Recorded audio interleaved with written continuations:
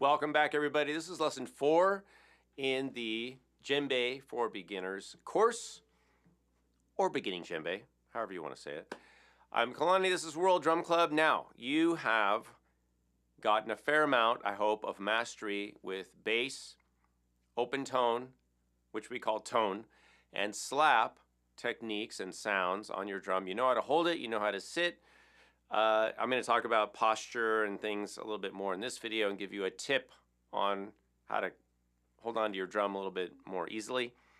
This video, we're going to learn a rhythm, which is a very common djembe rhythm, probably one of the most common accompaniment patterns. I'm going to talk a little bit about the role of the djembe in the ensembles.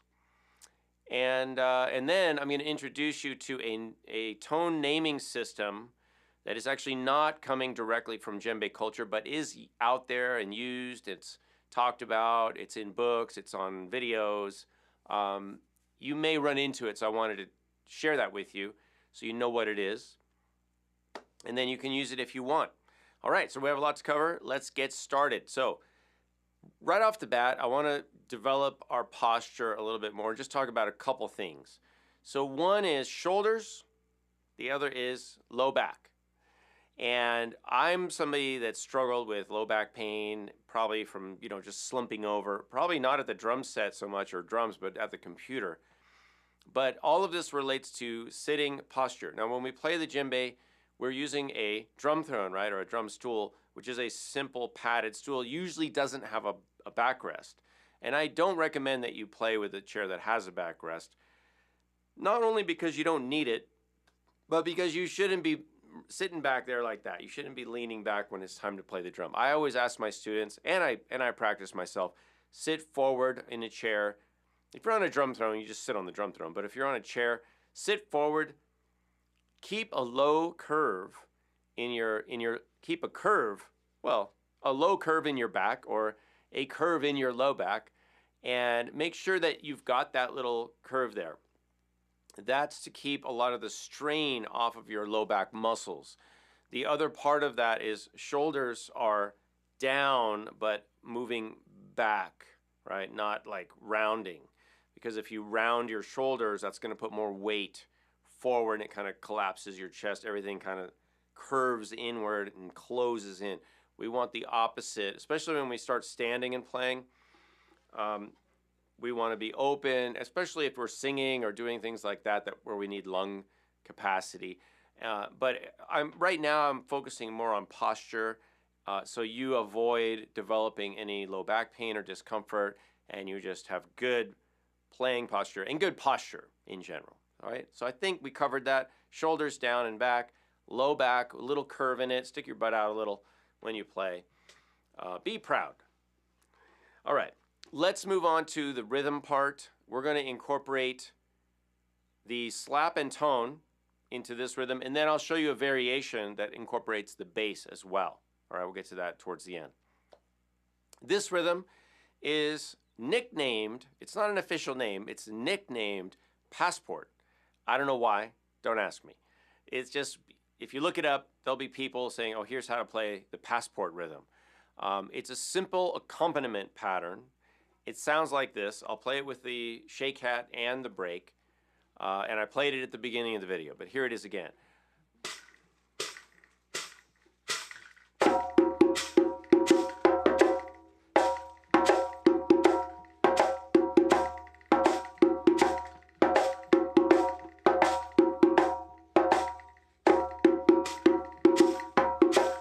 All right, pretty simple. Now, did you hear that I played the flam, right, in the break? So we incorporated that in the last lesson. Let's learn the pattern. It's pretty simple. Here it is again. I'm going to play it, just watch, and then I'll break it down. 1, 2, 3, 4.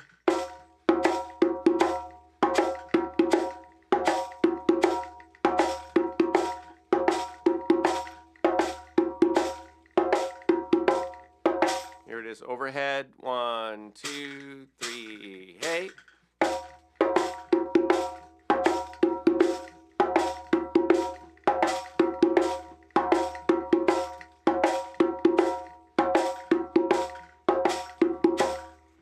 All right, so let's break it down. slap, slap, slap.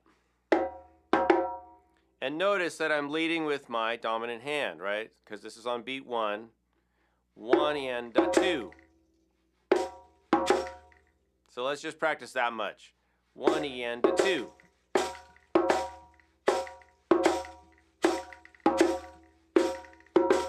Right, left, right. Right, left, right. Slap, slap, slap.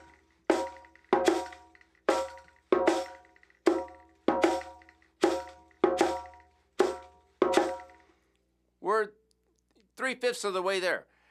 We're going to add in tone, tone, right? So listen. 1, 2, 3, hey.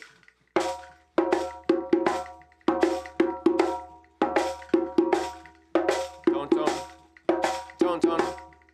Tone, tone. Here it is slower.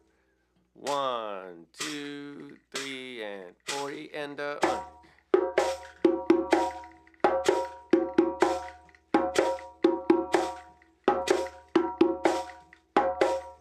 Right, left, right, right, left, right, left, right, right, left, right, left, right, right, left, right, left, right, slap, slap, slap, tone, tone, slap, slap, slap, tone, tone, slap, slap, slap, tone, tone, slap.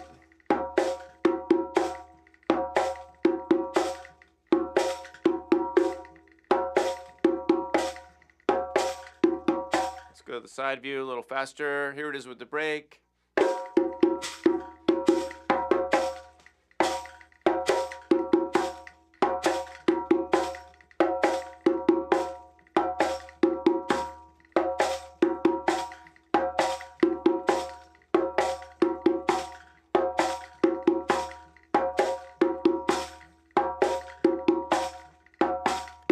Here's a right hand only.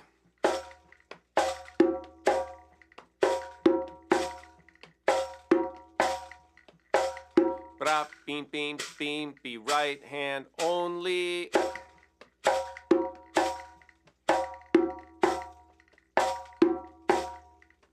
Let's go to the overhead. 2, 3, bap, bap, bap, and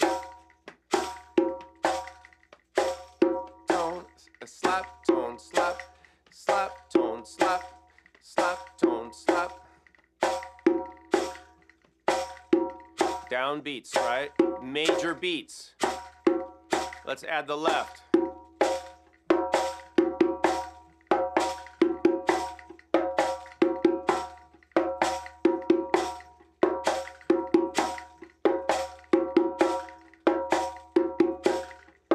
Let's do a little faster.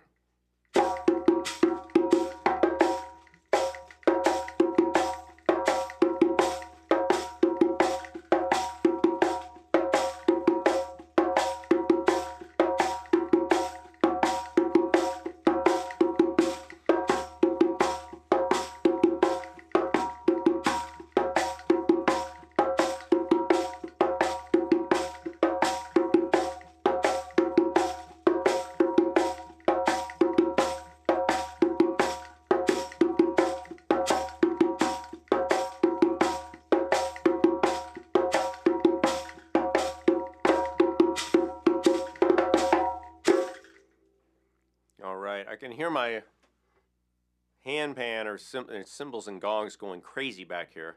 I hope that's not distracting. But in any case, how are you doing? So this is a very common accompaniment pattern. And when we talk about djembe patterns and you hear somebody name it, right? You hear somebody say, oh, that's cuckoo, or that's manjani, or that's soli, or that's whatever. What we're really talking about are accompaniment patterns to the overall ensemble, which is really identified through the dundun drums, which are bass drums. We're going to look at those a little bit later in this series. I know many of you just want to play djembe, and that's fine. You can just play djembe. You don't have to get into all the traditional ensembles. But I just want to clarify that when somebody names a rhythm, if it's on djembe, it doesn't mean that if you play that rhythm that you're definitely playing that ensemble rhythm, because many of the djembe patterns, like this one, Passport, are shared between several rhythms. In other words, they appear in different rhythms. And therefore, you can't say that just because you're playing that djembe part that you're playing, that you're identifying that particular rhythm, because it could be that part could be played in 3 or 4 different ensembles.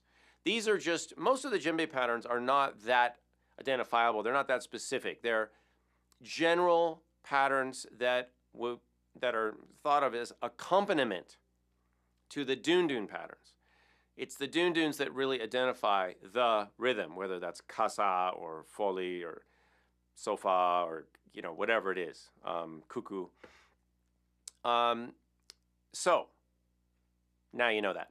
All right, so this is nickname passport. I'm going to show you a variation in a minute.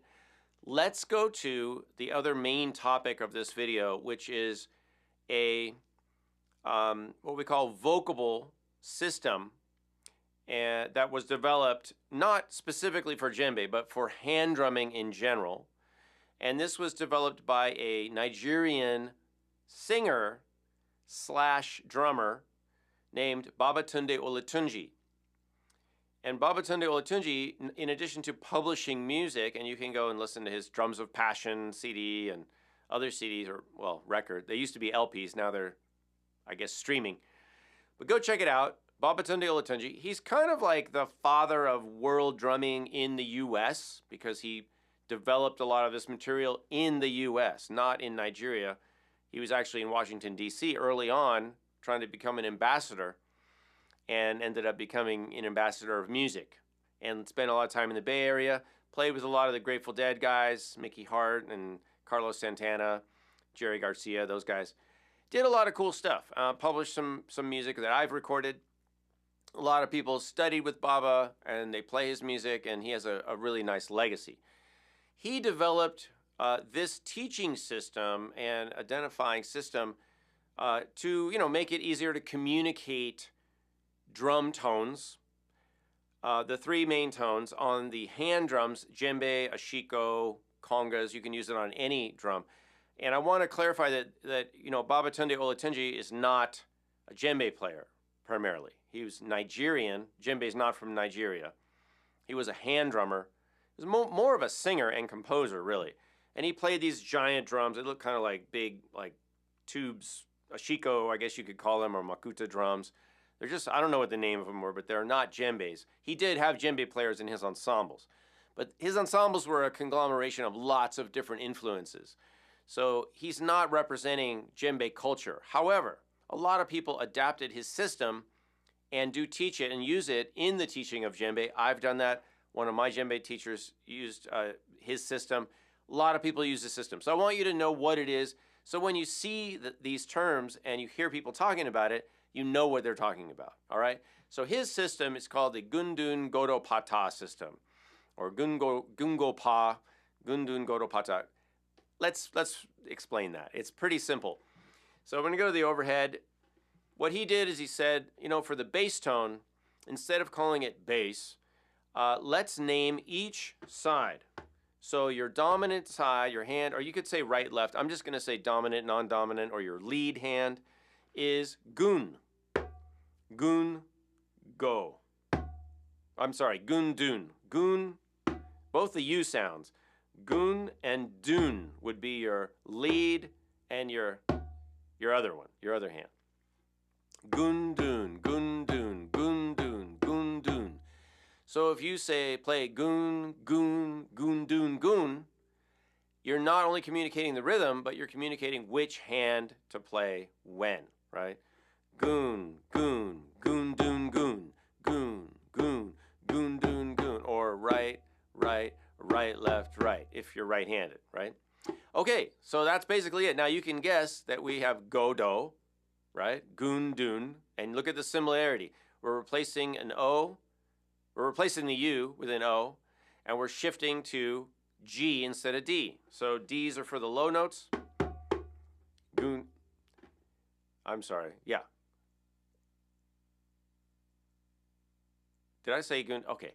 Goon, tune. I gotta remember.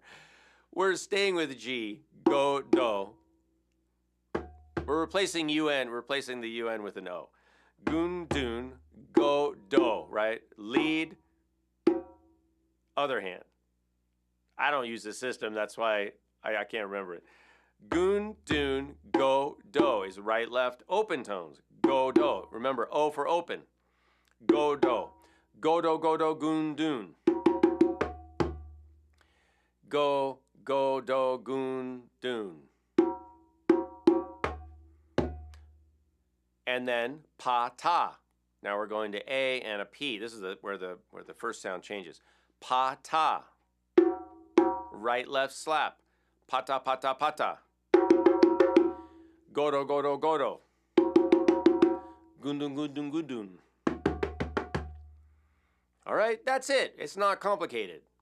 So that's the gundun, godo, pata system. Now you'll hear or see people writing that down in books. Most of these people are American or students of Babatunde Olatunji and may not be coming straight from traditions of djembe, right? They're coming from like world drumming or drum circle stuff or, you know, kind of general drumming, right?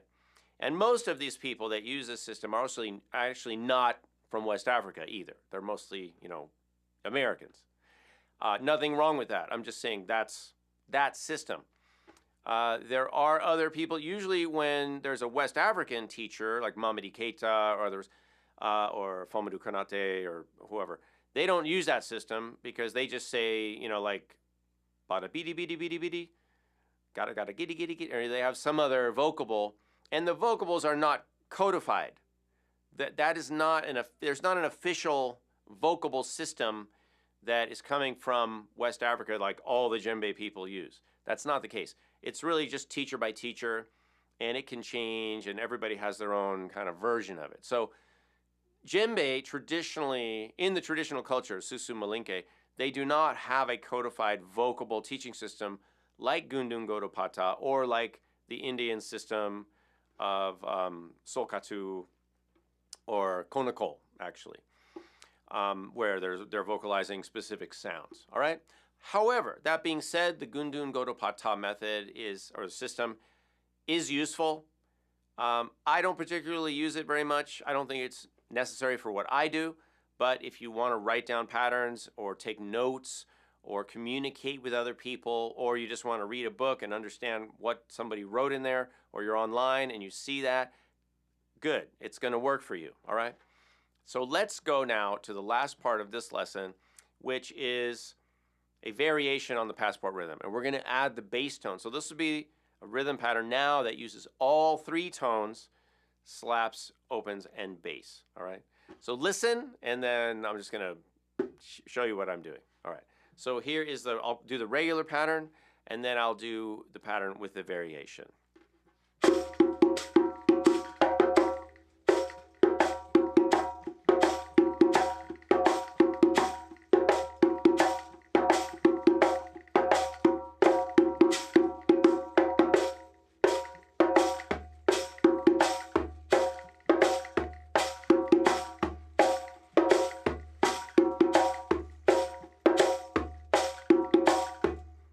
So what are we doing?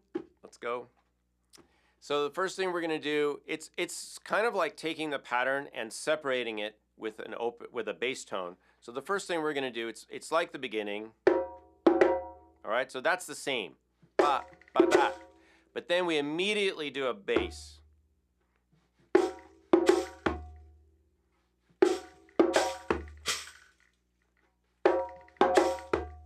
All right, and then we go back and we play bat, boop, boop, bat. Bat, boop, boop, bat. Slap, tone, tone, slap.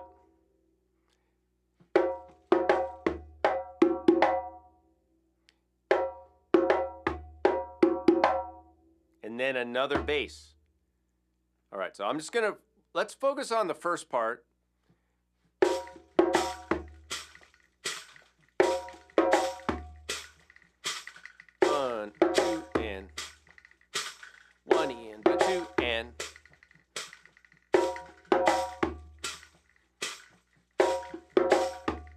Now let's focus on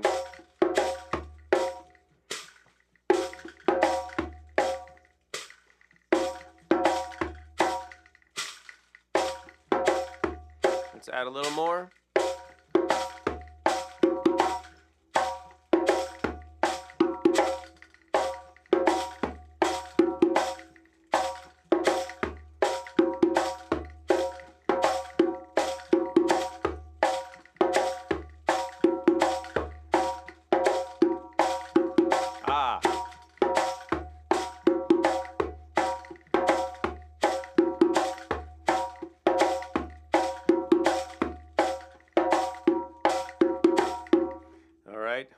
Made a couple mistakes there, but I replaced the bass tone with the open tone, which you can do. It's okay.